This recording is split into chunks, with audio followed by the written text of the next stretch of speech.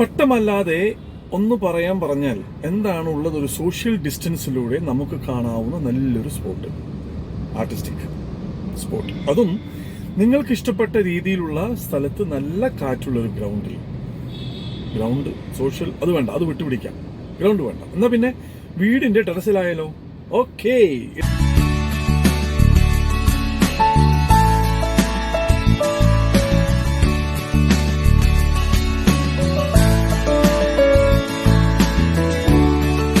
കലർന്ന ഒരു പരിപാടിയും പറ്റില്ല എന്നിരിക്കെ, പട്ടമല്ലാതെ ഒന്നും സങ്കല്പിക്കാൻ പറ്റില്ല ഒരു ഈവന്റും, അല്ലേ?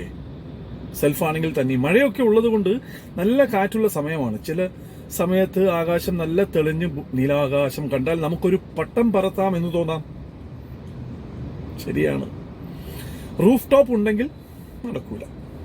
ലോക്ക്ഡൌണിന് ആരംഭം മുതൽ ഒരുപാട് പേർ പട്ടം അങ്ങനെ പറത്തി, കുറെ വീട്ടിലിരിക്കുന്ന കുറെ ആൾക്കാരുണ്ടായിരുന്നു. എന്നാൽ എന്റെ ആദ്യത്തെ ഇൻഫ്ലേറ്റബിൾ കൈറ്റ് ആണ് ഈ കാണുന്നത്. ഈ പട്ടത്തിന് ഒരു 7 വർഷത്തെ പഴക്കമുണ്ട്.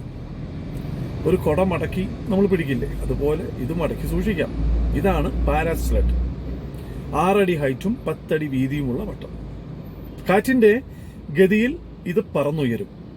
3 പോയിന്റ് ബ്രൈഡിൽ നിന്ന് മെയിൻ ലൈൻ വന്നു ചേരുന്ന ഒറ്റ ലൈൻ നിൽക്കുന്ന ഇതിന്റെ ഒരു ലൈൻ ഒരാൾക്ക് ഏകദേശം 15 മൈൽസ് പെർ അവർ സാമാന്യം കൺട്രോൾ ചെയ്യാവുന്ന ഒരു കാറ്റിന്റെ ഗതിയിൽ എയറോഡൈനാമിക് കാറ്റിന്റെ ഗതിക്കനുസരിച്ച് ഉള്ളോട്ട് വലിച്ച് മാനത്തിൽ സ്റ്റേബിളായി നിൽക്കാൻ സഹായിക്കുന്നു എന്നുള്ളതാണ് ഇതിന്റെ പ്രത്യേകത. മുഴുവനായി വിടർന്ന് പറക്കുന്ന ഈ പട്ടം 6 വെന്റിലൂടെ ആണ് കാറ്റ് വലിച്ചെടുക്കുന്നത്. വലിച്ചെടുക്കുന്ന കാറ്റ് പട്ടത്തിന്റെ ഉള്ളിൽ വായുവായി സ്റ്റേബിളായി നിൽക്കുന്നു. ഈ വെന്റിന്റെ വായ വലുതാണ്. താഴേക്ക് വരുമ്പോൾ കടക്കുന്ന കാറ്റ് വീതി കുറഞ്ഞത് മൂലം ഉള്ളിലേക്ക് വായു സാവധാനമേ റിലീസ് ആവുകയുള്ളൂ. കൂടാതെ ഉള്ളിലെ വായു ശക്തി കിട്ടുന്നത് കാരണം പട്ടത്തിന് നൽകുന്ന ഒരു റിജിഡിറ്റി മാത്രമല്ല, പ്രധാന ഘടകം ഒരു പട്ടത്തിന്റെ ഡിസൈൻ അഥവാ പറക്കുമ്പോൾ കിട്ടുന്ന ആകൃതി നിലനിർത്തുന്നു എന്നുള്ളതാണ്. നിങ്ങൾ ശ്രദ്ധിച്ചിട്ടുണ്ടാവും, ഭീമാകാരമായ ഇത്തരം ആകൃതികൾ അതിന്റെ പൂർണ്ണ രൂപം കൊണ്ടുവരുന്നത് കാറ്റ് സ്റ്റേബിളായി നിൽക്കുമ്പോഴാണ്. കാറ്റിന്റെ ഗതി കുറയുമ്പോൾ പൊടുന്നതിന് ഇത് താഴേക്ക് നിലം പതിക്കും. ഇതിന്റെ ഇടയിൽ ഒന്നുകൂടി പറയുന്നുണ്ട്. അതായത് ഭൂമിയിൽ നിന്ന് ഏകദേശം 60 തൊട്ട് 90 മീറ്റർ ഇടയിൽ പറത്തിയാൽ സ്റ്റേബിളായി പട്ടം പറത്താം. അതേസമയം 30 മീറ്ററിന് കീഴേ ആണെങ്കിൽ പട്ടം പറത്താൻ വലിയ ശ്രമകരമാണ്. എന്നുവെച്ച് 90 മീറ്ററിനുള്ളിൽ പറത്തിയാൽ സ്റ്റേബിൾ ആവാൻ ഇത്തരത്തിലുള്ള പട്ടത്തിന് യാതൊരു ബുദ്ധിമുട്ടില്ല. പക്ഷേ ഏതെങ്കിലും അല്ലെങ്കിൽ എന്തെങ്കിലും ഗതി മാറിയാൽ, ഞാൻ പറഞ്ഞ കാറ്റിന്റെ ഗതി മാറിയാൽ പട്ടം താഴേക്ക് വീഴുന്നത് നമ്മുടെ അടുത്തായിരിക്കില്ലെന്ന് മാത്രമാണ്. പ്രത്യേകിച്ച് എത്രത്തോളം ഹൈറ്റ് വരുന്നോ അത്രത്തോളം ഇത് വളരെ ദൂരെ ചെന്ന് വീഴും.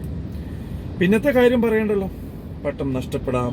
ചെറിയ പട്ടമൊക്കെ വലിയ നഷ്ടമാവില്ല എന്നൊരു പക്ഷം ഉണ്ടെങ്കിലും, പക്ഷേ വലിയ ഭീമാകാരമായ പട്ടത്തിന് അതിന്റെ ചിലവുകൾ വളരെ ഏറെയാണ്. We cannot afford to lose such kites. ഞാൻ ഈ കാണിച്ച പട്ടത്തിന്റെ ഡിസൈൻ നിങ്ങളിൽ ആർക്കെങ്കിലും ഉണ്ടാക്കാൻ താല്പര്യമുണ്ടെങ്കിൽ എന്നോട് പറയൂ, ഞാൻ അതിന്റെ ടെംപ്ലേറ്റ് അയച്ചു തരാം. ഓക്കെ, അപ്പോൾ ഇന്ന് നിർത്തട്ടെ. ഈ വീഡിയോ ഇഷ്ടപ്പെട്ടെങ്കിൽ ലൈക്ക് ചെയ്യുക, ചങ്ങായിമാരെ ഷെയർ ചെയ്യുക, പിന്നെ എല്ലാത്തിനും പുറമെ സബ്സ്ക്രൈബ് ചെയ്യണേ. എന്റെ കുട്ടിയെ, പട്ടം ആർക്കാ ഇഷ്ടപ്പെടാത്തത് ഇല്ലേ? Stay safe, stay healthy. വീണ്ടും കാണാം പുതിയ വിശേഷവുമായി.